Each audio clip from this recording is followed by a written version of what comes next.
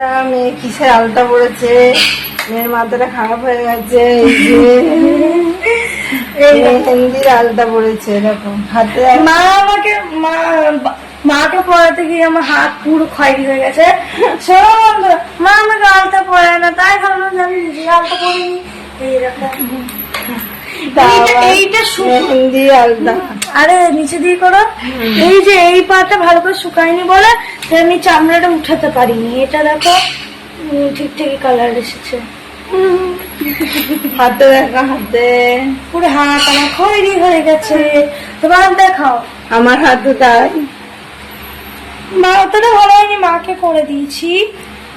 আর ওই হাত দেখো, ওই হাতেও দেয়।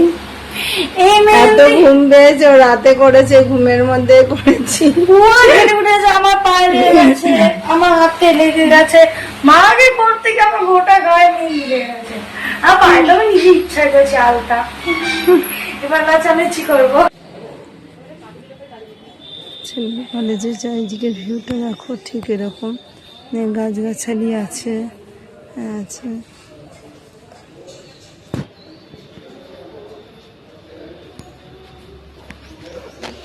পড়তে এসছে,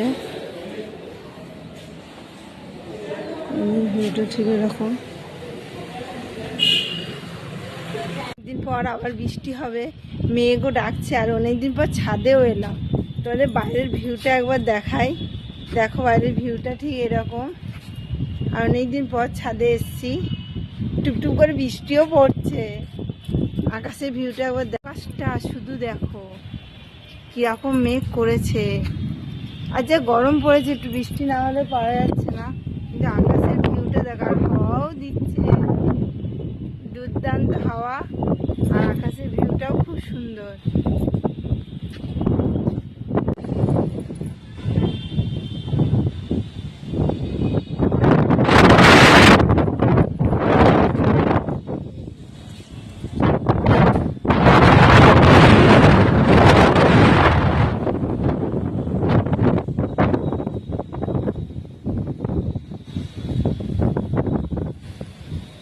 তরকারি টরকারি যা ছিল সেই দিয়েই খাওয়া হয়েছে। আর রাতের ডিনারে কি কি রান্না করলাম চলো দেখাই।